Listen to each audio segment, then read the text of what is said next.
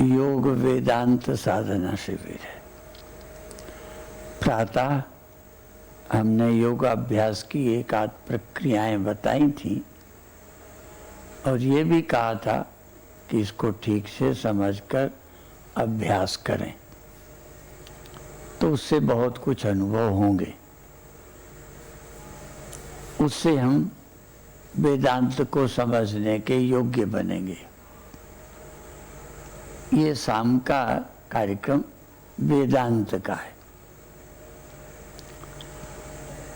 वेदांत के कई भाव हैं। एक तो हमारे 4 वेद हैं और वेद का अंत अर्थात जो वेदों का अंतिम अध्याय है उसे भी वेदांत कहते हैं।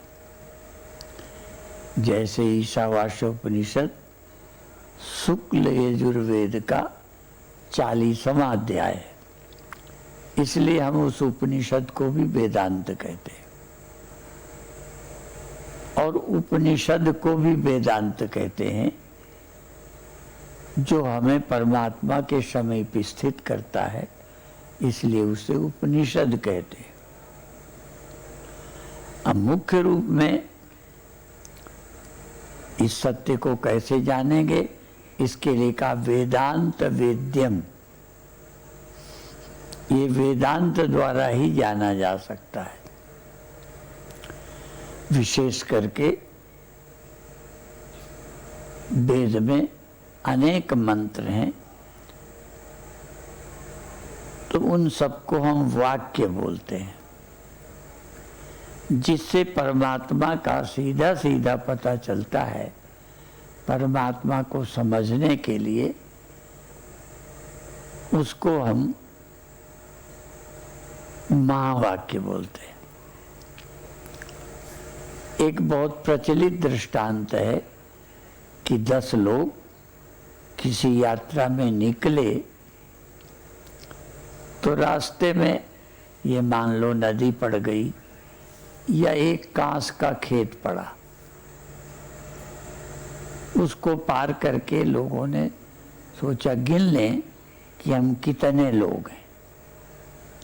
तो 10 लोग चले थे। हर व्यक्ति गिनता था तो 9 गिन लेता था, एक कहते थे खो गया है। बारी बारी से सबने गिना, सब 9 ही गिनते थे, वो अपने को गिनना भूल जाते थे। तो बड़े दुखी थे। तो कोई अन्य व्यक्ति निकला, उससे उन्होंने कहा कि हमारा 10वां व्यक्ति खो गया है। 9 तो हम हैं, 10वां खो गया है। तो उस व्यक्ति ने एक एक को गिनना शुरू किया। 1 2 3 4 5 6 7 8 9 और कह दिया 10वां त्वमसि, 10वां तो तू ही है। तू अपने को भूल गया, तू ही 10वां है। तो इसी तरह उपनिषद में महावाक्य है। हम जो दिखता है उसे भी जानते हैं और हम ये भी स्वीकार करते हैं कि भगवान है, पर मिल नहीं रहा। संसार के जितने मजहब हैं भगवान को मानते हैं। क्रिश्चियन भगवान को मानते हैं, मुस्लिम भगवान को मानते हैं, हिंदू भगवान को मानते हैं, परंतु सब मानते हैं। स्वामी राम ने एक जगह कहा है, संसार के सभी धर्म विश्वास से, फेथ से शुरू होते हैं और फेथ में ही समाप्त होते हैं, अपरोक्ष नहीं होता। परंतु भारतीय चिंतन विश्वास से शुरू तो होता है लेकिन पूर्ण अनुभव में होता है। इसलिए भारतीय लोग भी भगवान को मानते हैं, लेकिन बहुत लोग मानते हैं, वो भी अपरोक्ष अनुभव नहीं करते। वेद मानने वालों ने भी ये माना कि हमें परमात्मा का अपरोक्ष नहीं हुआ, और कई को साधना से जो अपरोक्ष हुआ भी वो स्वप्न की तरह हुआ। जैसे स्वप्न हमको अपरोक्ष होता है, भले हम अपना स्वप्न दूसरे को नहीं दिखा सकते, पर हर व्यक्ति कहेगा हाँ मुझे स्वप्न हुआ, मैंने देखा।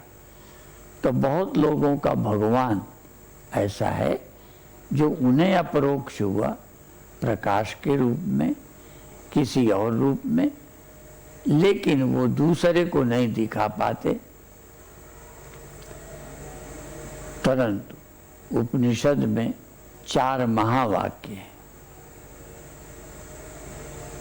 उन 4 महावाक्यों में एक महावाक्य तत्त्वम् असि, इसमें 3 शब्द हैं। तत्, तत् का मतलब होता है वह, और त्वम का बहुत आसान अर्थ है, जो संस्कृत जानते हैं। त्वम का अर्थ तुम होता है, तो वह, तुम, और असि माने हो। तो वह अपरोक्ष, वह हमें परोक्ष था। वो दशमस तमस की तरह 9 अपरोक्ष थे, 9 प्रत्यक्ष थे, 10वां होते हुए अपरोक्ष नहीं था। तो जब किसी ने कहा ये 9 हैं, 10वां तू है, तो उसने कहा मिल गया। तो इसी तरह भगवान 10वें की तरह गायब है। सब कुछ है, मैं हूँ, यह है, सब है, भगवान मुझे नहीं मिला। हर व्यक्ति ये मानता है कि भगवान मुझे नहीं मिला। किसी भारतीय से भी पूछो, हिंदू से भी पूछो, अन्य मजहबों को छोड़ो, वो भी कहेंगे हम भगवान को मानते हैं, भगवान हमें मिला नहीं। और कबीर साहब ने तो इसको कह दिया, पानी में मीन प्यासी है, मुझे सुन सुनी आवे हांसी है, पानी में मीन प्यासी है। उन्होंने कहा कि पानी में मछली प्यासी, अब उसी में रहती। ऐसे ही हम ये मान के चले हम परमात्मा में भी हैं, क्योंकि परमात्मा सब में है, सब परमात्मा में है, इससे उससे अलग होने का प्रश्न ही नहीं होता। फिर भी हमें, हर व्यक्ति को लगता है भगवान हमें नहीं मिला। जैसा कि कबीर साहब की वाणी में कि पानी में मीन प्यासी है, पानी में रहकर मछली पानी को ढूंढ रही है। इसी तरह हम परमात्मा में रहते हुए, क्योंकि योग का एक अर्थ ये भी होता है, जो हमें मिलता है बिछुड़ जाता है, उसका नाम संयोग है। जिसका वियोग कभी नहीं होता, जिसका संयोग भी नहीं होता, है ही सदा साथ अंग संग, उसको योग कहते हैं। फिर भी जो योग है वो भी हमें प्राप्त नहीं है। इसलिए हम लोग कहते हैं हमें परमात्मा का योग नहीं होता। योग तो है, योग का बोध हो जाता है, योग का पता चल जाता है। इसलिए हम तत्त्वमसि महावाक्य का विचार करें। तत्व माने वह जो सर्वत्र है, जो हमने सुना है सर्वत्र है। जैसा कि कई बार विदेशों में भी कहते हैं, हम लोग भी सर्वज्ञ, सर्वव्यापक, सर्वशक्तिमान, इन शब्दों का हिंदी में प्रयोग करते हैं। अंग्रेजी वाले कहते हैं omnipresent, omniscient, omnipotent, अर्थात परमात्मा सब जगह है। परमात्मा ओमनीसिएंट, सब कुछ जानता है, ऐसा तो हम ये सब मानते हैं। तो अब दूसरा विषय है कि त्वम पद का जब विचार करेंगे तो एक बात तो स्पष्ट हो जाएगी आसानी से। त्वम माने देह नहीं, यद्यपि हम लोग तुम कहते देह ख्याल में लाते हैं। कभी कभी तुम कहते अंतःकरण आदि, जैसे हम दुखी हैं, हम बूढ़े हैं, तो हम शब्द का प्रयोग, मैं शब्द का प्रयोग देह के लिए, मन के लिए करते हैं। कभी कभी मैं का प्रयोग 3 अवस्थाओं के लिए करते हैं, जागृत, स्वप्न, सुषुप्ति। लेकिन सच ये है कि जागृत का भी अनुभव हुआ किसी को, स्वप्न भी जाना किसी ने, अपरोक्ष हुए, सुषुप्ति भी हुई। आखिर तीनों ये किसको हुई? तीनों में उपस्थित कौन था और तीनों का साक्षी कौन है? अर्थात ये तो अपरोक्ष हैं, साक्षी के बिना ये कहाँ है? साक्षी के बिना क्या जागृत, साक्षी के बिना क्या स्वप्न, साक्षी के बिना क्या सुषुप्ति सिद्ध हो सकती है? ये सब मेरे से ही तो हुए।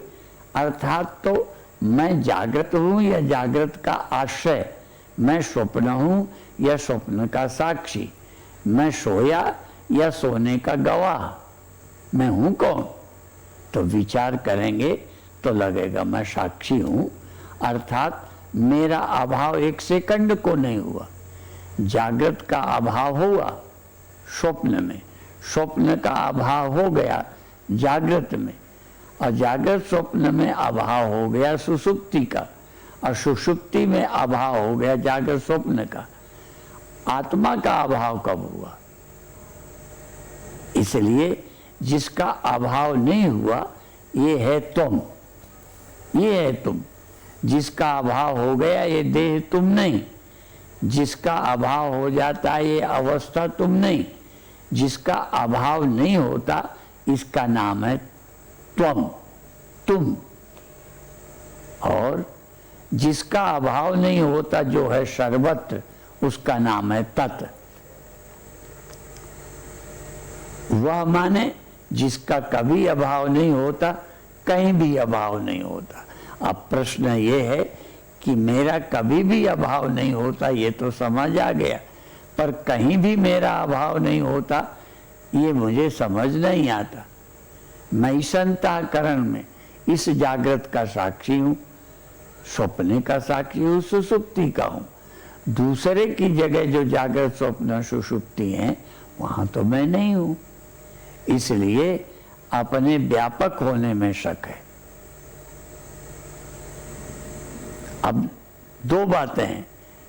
यदि हम साक्षी को ब्रह्म नहीं मानते तो ब्रह्म अपरोक्ष कभी नहीं है, परोक्ष है। और यदि हम ब्रह्म को साक्षी नहीं मानते तो अपरोक्ष नहीं है। और यदि साक्षी को ब्रह्म नहीं मानते तो साक्षी व्यापक नहीं है। इसलिए महावाक्य कहता है कि तत् त्वम असि। जिसको तत् कहते हैं, सब जगह रहता है, वो तू है। तू केवल एक अंतःकरण में नहीं रहता। इसी के लिए श्रद्धा चाहिए। श्रद्धावान लभते ज्ञानम। ये बिना वाक्य के साधना से नहीं। इसलिए कहीं ने कहा यह गुण साधनते नहीं हुई। तुम अभ्यास के बल से ब्रह्म नहीं हो सकते, तुम अभ्यास के बल से व्यापक नहीं हो सकते, तुम अभ्यास के बल से सर्वज्ञ नहीं हो सकते। एक ही बात है कि साक्षी और ब्रह्म एक ही है। ब्रह्म ही सबका प्रकाशक है और तू ब्रह्म ही है, ऐसा अनुभव कर, स्वीकार कर। इसलिए ये स्वीकार करते ही वेदांत की पूर्णता हो जाती है। तो इस शिविर में हम दोनों बातें, प्रातःकाल योग की एक पद्धति बताई थी, कुछ योग की और पद्धतियों का अभ्यास प्रातः फिर करेंगे नई नई विधियों का। और इसी तरह शाम के कार्यक्रम में वेदांत का भी विचार करते रहेंगे। क्यों? क्योंकि ये शिविर का नाम रखा है योग वेदांत साधना शिविर। आप लोग अधिक से अधिक इसमें भाग लीजिए, समय निकालिए। और जिन्हें समय नहीं निकलेगा वो हमारे पांडे जी और कोई विधि से या बाद में किसी प्रक्रिया से आप तक पहुंचाएंगे। क्योंकि विज्ञान का यही हमें लाभ है कि हम घर बैठे, आजकल कोरोना के कारण विद्यार्थी ऑनलाइन पढ़ रहे हैं, स्कूल नहीं जा सकते, तो आजकल योग और वेदांत भी ऑनलाइन आपको उपलब्ध हो, ये योग के देन है। और हमारे पांडे जी का प्रयत्न है, कानपुर वालों का, जिन्होंने सब व्यवस्था की है। हमें तो इसका काखा गा नहीं आता, इसलिए आप तक पहुंचाने में इन्होंने जो भूमिका निभाई है इसके लिए बधाई के पात्र हैं। ओम शांति शांति शांति।